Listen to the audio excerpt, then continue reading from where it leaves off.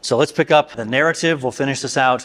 And then we will move on to what I'm going to refer to as some fundamental structures in Paul's thinking.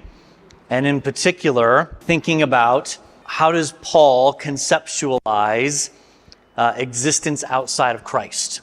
So that's going to be our next topic once we finish the consummation here. So we've already looked at this text in 1 Thessalonians 4, talking about the return of Christ to execute judgment on his enemies, gather his people to himself.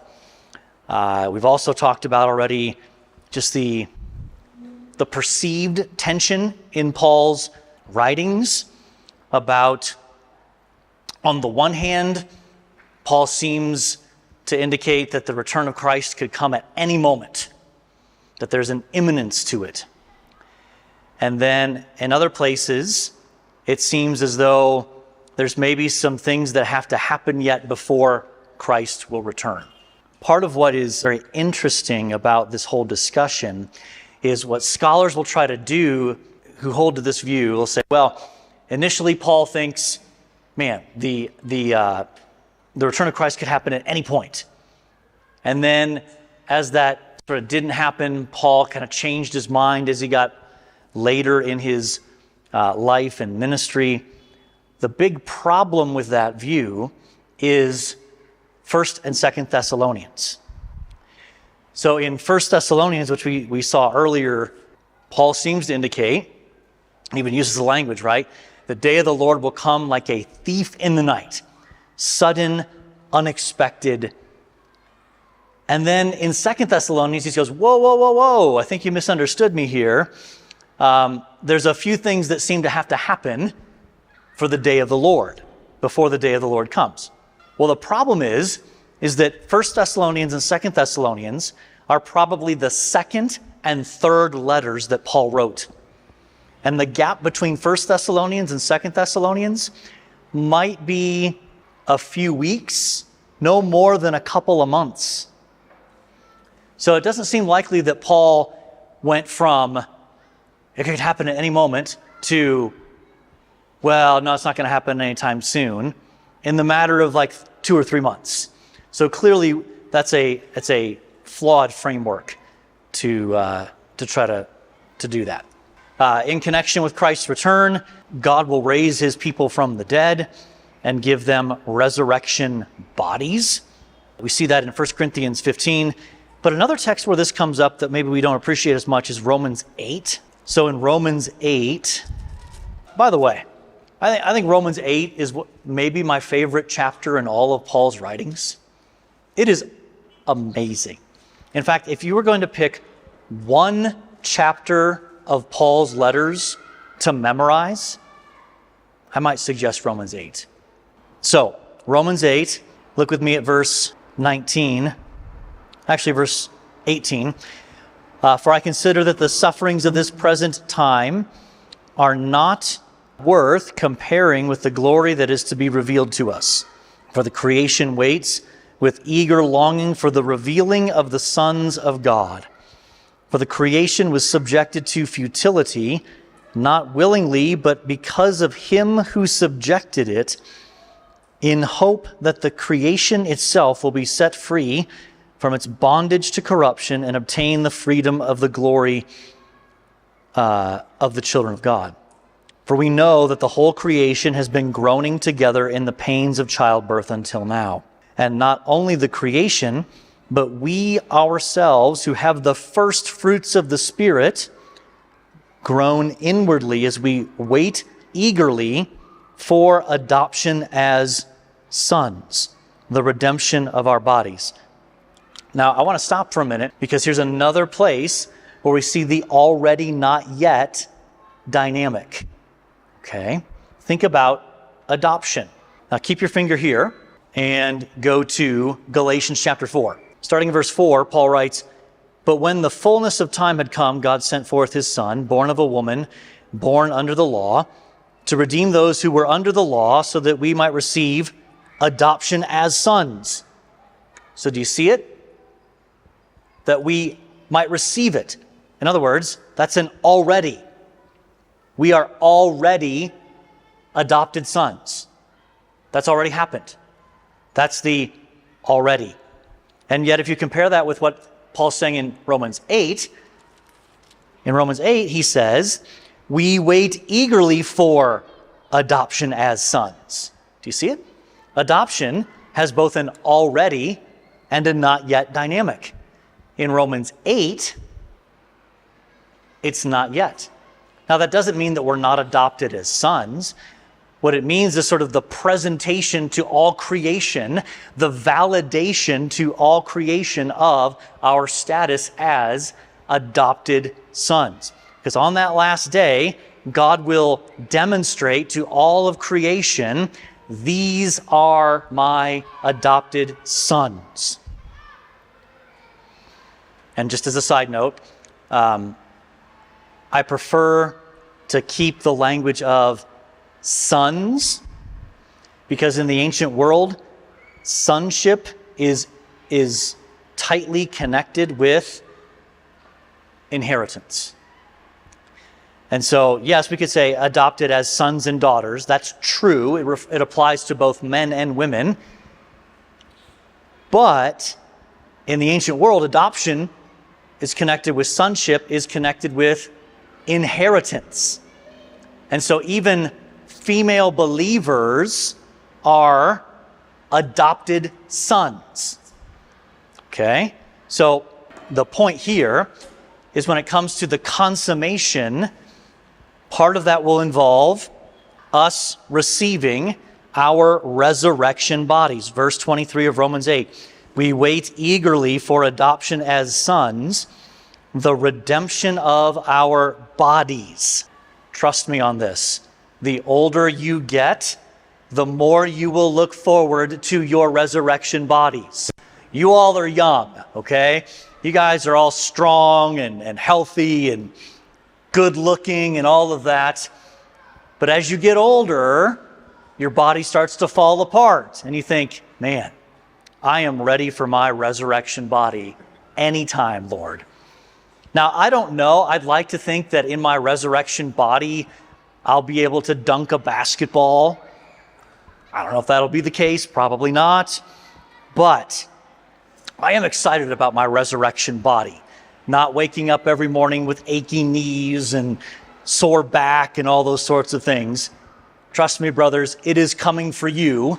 It's going to happen if it's not already started. Again, y'all are young, handsome, athletic, good-looking men. Your day will come. You will go the way of all fallen human beings, and your body will deteriorate, and you'll get to the excitement. You'll get to look forward to your resurrection bodies. And then, lastly, in terms of the consummation, Christ will transform creation for his redeemed people to live in. So here's a fun little thing to stir the pot a little bit. So new creation. When the Bible talks about new creation or new heavens and new earth, what does the word new mean? Does it mean that God is going to transform this current creation, purify it? Or does it mean that he's going to completely do away with it and start over from scratch? So you're on record as saying God's is going to transform this current creation, and it'll be so transformed that it'll be new, renewed in that sense. That's your position. Okay. All right. Does anyone want to disagree with him? Please, somebody. Israel, you're going to disagree with him. Okay. So you think that this current creation is going to be done away with, and a brand new creation is going to be, like the first one, be sort of brought into existence from nothing. Is that a fair? I'm not trying to put words in your mouth. I'm just trying to summarize. I know we're getting into eschatology again, but this is a good thought experiment. Let's talk about why do you think it'll be a renewed or transformed creation? Why do you think that? Romans chapter 8. Okay, you're gonna stake your claim to that based on Romans 8. So you're going to argue from the goodness of the original creation that that points in the direction of God renewing and transforming this creation rather than doing completely away with it and starting over. Yes?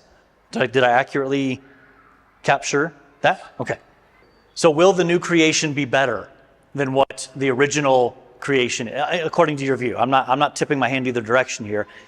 It will be better. Okay. All right. Well, I'm not going to settle that one for you. But this is a class on Pauline theology. And so what I will say is, I think that if we just had Paul's writings, they favor a renewed creation. But we don't just have Paul's writings. We also have Peter's writings. So I know this is a Pauline theology class, but we'll take a short little detour, go to 2 Peter. So in 2 Peter 3, verse 10, but the day of the Lord will come like a thief, then the heavens will pass away with a roar, and the heavenly bodies. Now, please look, if you're reading out of an ESV translation, there's a footnote, and the footnote says elements, and I think that's a better translation, actually. So I would, in terms of what the Greek says, I would say that what Peter writes is, and the elements will be burned up and dissolved, and the earth and the works that are done on it will be. Now again, look at the footnote in the ESV. The text says, the works that are done on it will be exposed. Now this is, what's striking is if you look at the Greek text, it says found. So, reading that again, and the works that are done on it will not be found. In other words, maybe they just disappear. They don't exist anymore. Now look, keep reading. Verse 12, waiting for and hastening the coming of the day of God, because of which the heavens will be set on fire and dissolved, and again, there's this word, heavenly bodies, that's actually elements again, will melt as they burn. So this is what's fascinating to me. If we just had 2 Peter 3, I'd say, I think that's like brand new. Not renewed, brand new. But we also have what Paul says in Romans 8 and other considerations that point in the direction of renewed. And so I'm just going to leave that there for you. You sort it out. In my little book on the theology of 2 Peter and Jude, I have a section that I deal with this basically. And I kind of say, I'm not sure. Based on 2 Peter, it leans this way, but other texts seem to lean that way. I'm not sure. The good news is, regardless of which it is, it's going to be amazing. And it's not like we're going to be like, oh, bummer, I was wrong. I thought it was going to be brand new and it's just renewed. We're going to be like, this is better than our wildest dreams. And that's why I think even when you look at descriptions in the prophets in the Old Testament, and you look at Revelation 21 and 22 in particular, they struggle for language to try to capture how great this is going to be. And so that's why they, I think, often resort to symbolic language, right? You know, like the hills will drip with sweet wine. Like, I don't think in the new creation there will literally be like rivers or streams of wine that come down the mountains. I don't think that's intended to be taken literally. I think that's symbolic language to talk about the abundance of blessing. But again, I'm also not an Old Testament scholar. So that's our tour through the underlying narrative that supports Paul's theology. if you don't understand that narrative, I think you're in danger of potentially having such an abstract version of Paul's theology, as if he was just a sort of traditional systematic theologian who's like, let me sit down and think about, what do I think about God? What do I think about humanity? What do I think about the Bible? What do I think about salvation? Paul was not a systematic theologian in our contemporary sense, okay?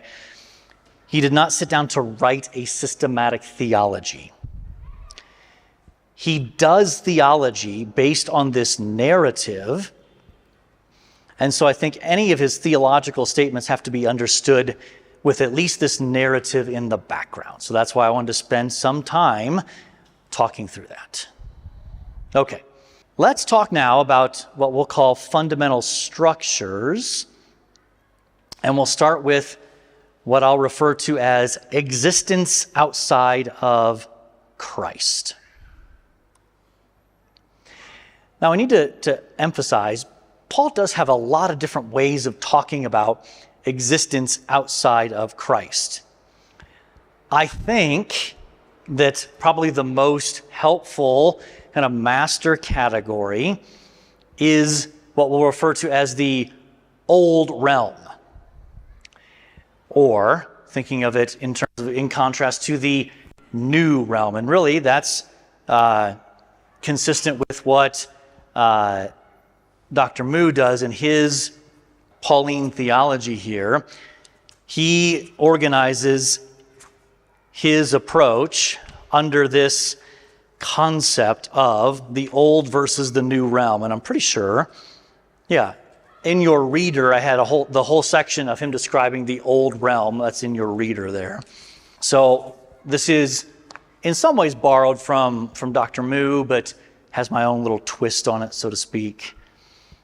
Within this old realm, the powers of sin, death, Satan, the flesh, and the elementals imprison humanity in creation. And so we're going to take time to look at some of these different terms like flesh and like, we'll talk about the demonic realm. We'll talk about the present evil age. We'll talk about being in Adam. And in reality, these are all different ways of talking about the same thing, essentially. So let's start with the present evil age. And we'll move through this one a little bit more quickly, in part because we've already talked about this in large degree. So in 1 Corinthians 1, if you look at verse 18, the word of the cross is folly to those who are perishing, but to us who are being saved, it is the power of God, for it is written, I will destroy the wisdom of the wise, and the discernment of the discerning I will thwart. Where is the one who is wise? Where is the scribe? Where is the debater of this age? Okay, so that connects us with even what Paul says in Galatians chapter 1, verse 4 about the present evil age. It's a way of talking about the present time period that we live in.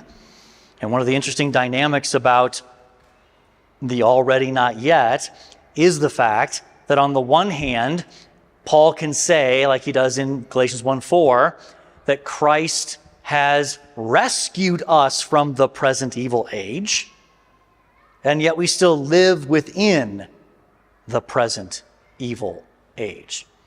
So how would you explain that, what on the surface could look like a contradiction? It's not. So how would you explain that? So you're at church and someone says, Pastor, I'm confused. I was reading my Bible and I read Galatians 1 verse 4, but then I read other passages that make it seem like we are still living in this present evil age. So what does Paul mean when he says that we've been rescued from it? How would you explain that? Okay, we are in the world but not of the world. Yes.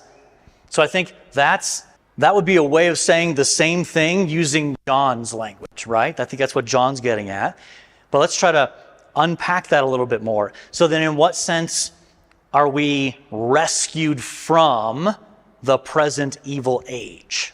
So we're following the will of God, okay? I think we're moving in the right direction.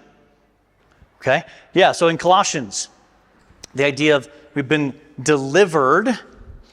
So this is going to get at the same idea here, right? So Colossians 1, so verse 13, he has delivered us from the domain of darkness and transferred us to the kingdom of his beloved Son, in whom we have redemption, the forgiveness of sins. So we're getting closer, I think. So even there, though, what does it actually mean that we've been delivered from the domain of darkness and transferred to the kingdom of his beloved Son? Practically speaking, what does that mean? We are saved, okay, good. What are we saved from? God's wrath, yes. And what? Sin, okay. Getting closer. The dominion, yeah. So I would say the big thing that when Galatians 1 talks about how Jesus rescued us from the present evil age, and this text here in Colossians talks about how we've been delivered from the domain of darkness and transferred into the kingdom of his beloved Son. It speaks to who has authority over us. So when Paul says that we've been rescued from the present evil age, what he's getting at is that sin and Satan and the forces of the present evil age no longer have authority over us. They still have influence, but they don't have authority over us. That's what he's getting at. And that's an important distinction. Present evil age is the period of redemptive history in which the forces of evil hold sway. And even though we still live in this fallen world, in a world that is controlled in one sense by the present evil age, we are not under the authority of the present evil age. Good. Now, what's interesting is that when you think about the present evil age, it has both what we'll call temporal and individual aspects. Temporal, it's a way of talking about redemptive history, right? It's a way of talking about the idea that the present evil age still continues. It's still ongoing. It's a present reality. So that's from a temporal perspective. But even with this diagram, there's also an individual element to it, right? Individually, we live in the age to come in an inaugurated sense, in a initial sense. So, depending on your status with Christ is where you are in one sense in this diagram. If you are in Christ, you are already participating in the age to come. If you are not, you are under the control, under the dominion of this present age. So there's both a temporal and an individual dynamic to the concept of the present evil age. Now, one of the things that passage in 1 Corinthians where we began helps us to see is that there's a whole system of structures and authorities within this present evil age. Okay? So it has its own wise people. It has its own rulers. It has its own powers. It also has its own way of life. So if we go back to 1 Corinthians, we see this right in the very next section after the one we just looked at. In 1 Corinthians 2, if you look at verses 5 and verse 6. Yet among the mature we do impart wisdom, although it is not a wisdom of this age. who are doomed, of this age, or of the rulers of this age, who are doomed to pass away. Jump down to verse 8. None of the rulers of this age understood this, for if they had, they would not have crucified the Lord of glory. So it has its own rulers, it has its own powers, its own authorities. If you think about Ephesians chapter 2 and description of what our life was like before Christ. Ephesians chapter 2, verse 1, you were dead in the trespasses and sins in which you once walked, following the course of this world.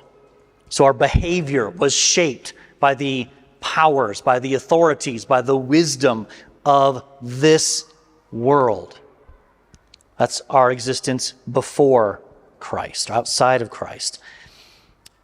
Following the prince of the power of the air, the spirit that is now at work in the sons of disobedience, among whom we all once lived in the passions of our flesh, carrying out the desires of the body and the mind, and were by nature children of wrath like the rest of mankind. What a depressing picture of life outside of Christ. And let me just say, as a side note, I think one of the things that we have to do in evangelism and in preaching and sharing the gospel is to help people see the emptiness of life outside of Christ. Because the world presents certain aspects of life in this world as, ooh, look shiny and new and exciting, and wow, you'll really have pleasure and joy if you go after these things. Part of our job as believers and as people in ministry doing evangelism and preaching is to pull back the curtain and say, basically, what Ecclesiastes says. Vanity of vanities. Just like Michael has been preaching through, right? As you've been preaching through Ecclesiastes, you see the emptiness of life apart from God. And what we need to do as we try to share the gospel is to help people see the emptiness of life apart from Christ. For some people, that may mean you have to help them see that the things that they have are not as new and exciting and bringing them joy as much as they think they are. For others who do not have those things, but are set on orienting their lives towards gaining those things, our task is to say, that won't satisfy. You think that if you just had a lot more money, it would bring you contentment in your life. It won't. It will bring with it a whole other set of problems and challenges. You think that if you could just find the right spouse, it will complete you and satisfy you and bring you ultimate joy. It will not. That will bring its own set of challenges and problems into your life as well, even as great as marriage is. Part of our task is to help people see the emptiness of what the world offers. And I think that's part of what Paul is getting at even in Romans chapter 12. A very familiar passage, I'm sure, right? Romans chapter 12, verse 2. Do not be conformed to this world. And if you look at the footnote, it'll say world in this context. It's actually the Greek word for age. So do not be conformed to this age, but be transformed by the renewal of your mind, that by testing you may discern what is the will of God, what is good and acceptable and perfect. So the present evil age, it's the age that we live in. It has its own set of wisdom, its own its own offer of salvation, so to speak. But it's a false offer. Now, as we move into what's related to that, we can talk about the demonic realm. It's always interesting to me to talk about this subject in contexts outside of my American context, okay? So let me ask you, how prevalent or how much of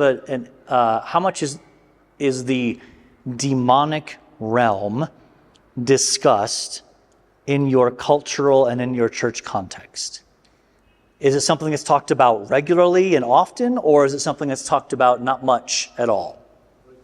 Regularly. Okay. Is that because the culture that you live in here talks about that as well? That there is a lot of discussion even within your culture about the spiritual or the demonic realm? Is that how is this subject typically talked about in your church context?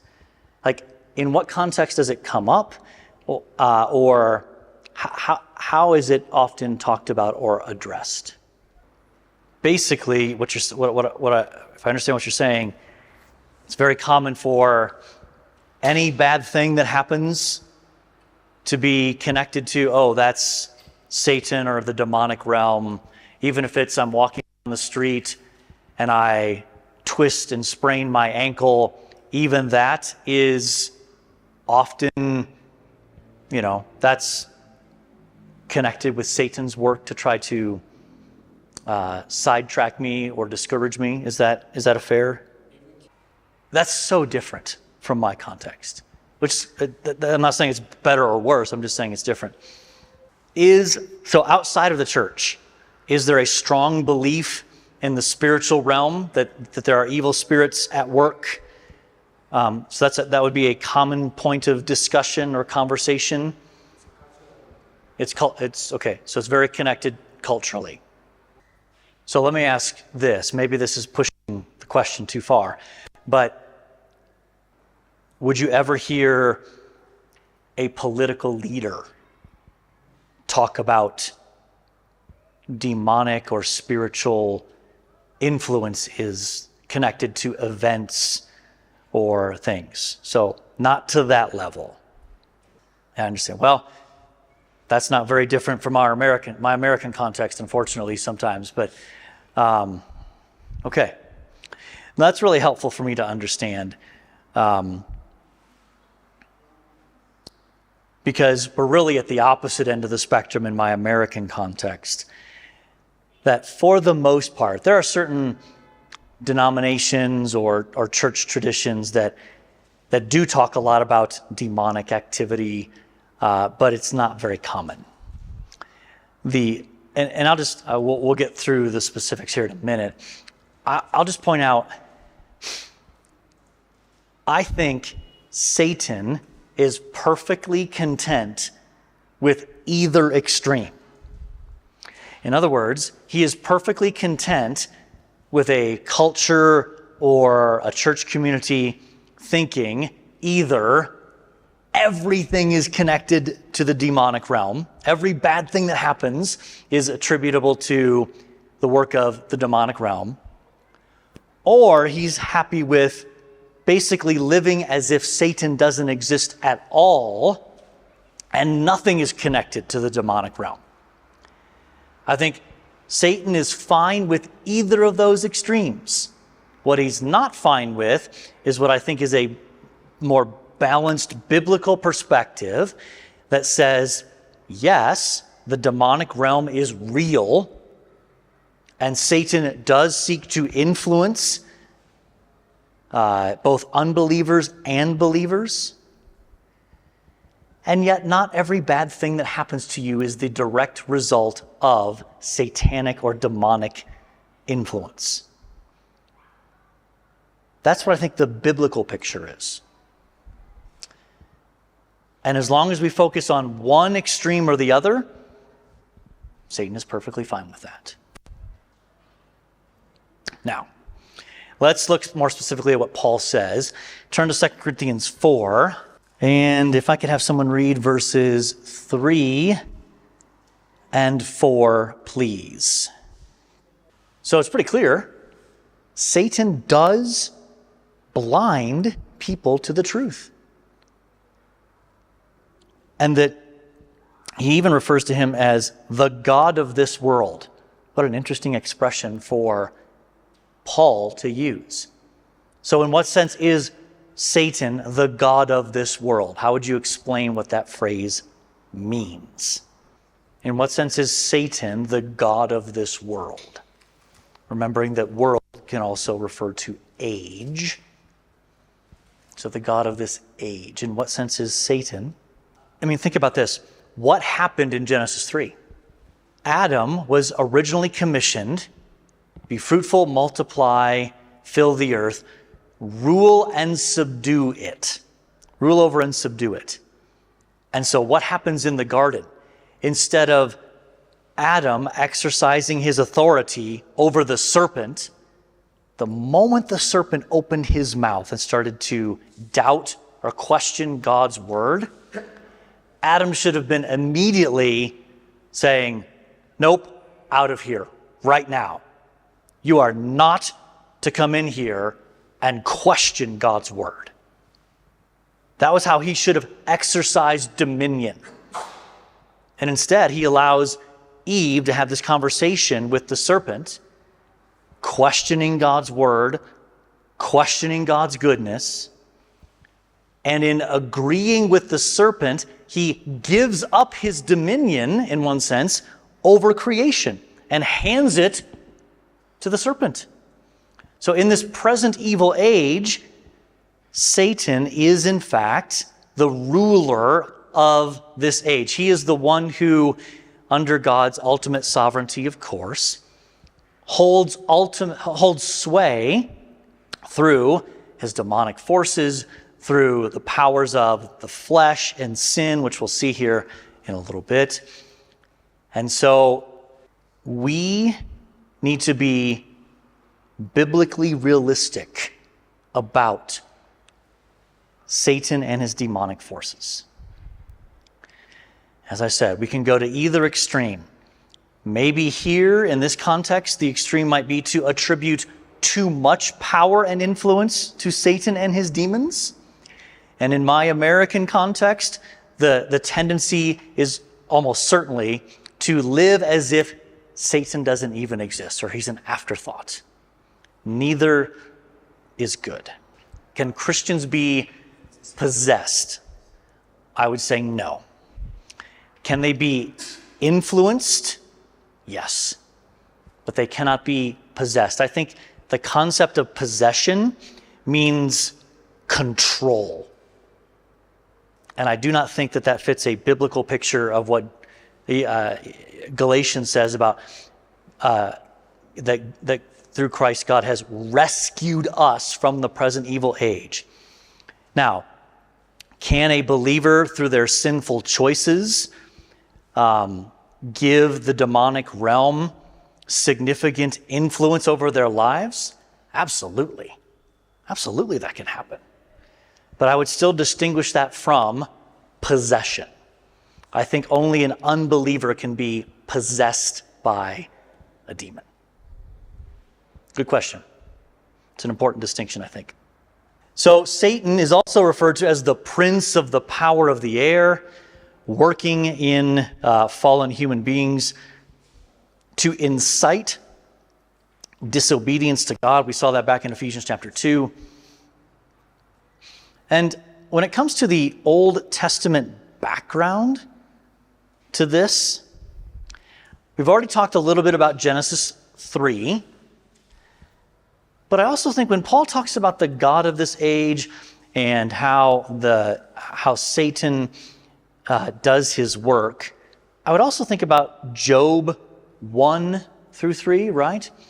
So Job challenges God and says, yeah, sure, Job's obeying you, but only because you're blessing him so much.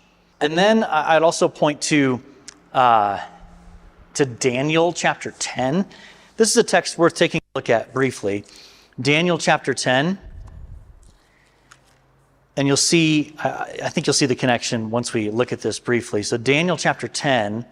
So Daniel has another one of his visions. And when the vision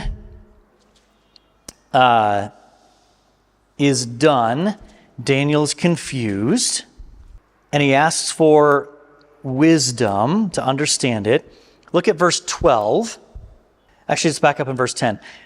Behold, a hand touched me and set me trembling on my hands and knees. And he said to me, O Daniel, man greatly loved, understand the words that I speak to you and stand upright, for now I have been sent to you. And when he had spoken this word to me, I stood up trembling. Then he said to me, fear not, Daniel, for from the first day that you set your heart to understand and humbled yourself before your God, your words have been heard, and I have come because of your words. The prince of the kingdom of Persia withstood me 21 days, but Michael, one of the chief princes, came to help me, for I was left there with the kings of Persia, and came to make you understand what is to happen to your people in the latter days. Then look at verse 20. Then he said, do you know why I have come to you?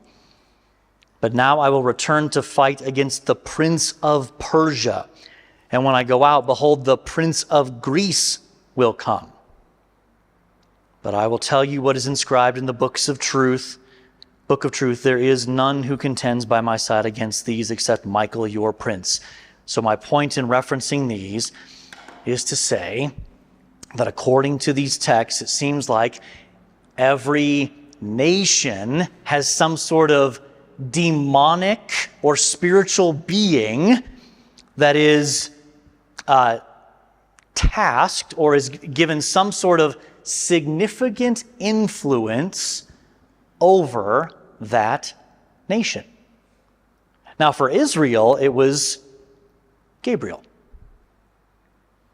But he talks about his battles with these other princes. These are not human princes. These are spiritual forces given some kind of sway over nations.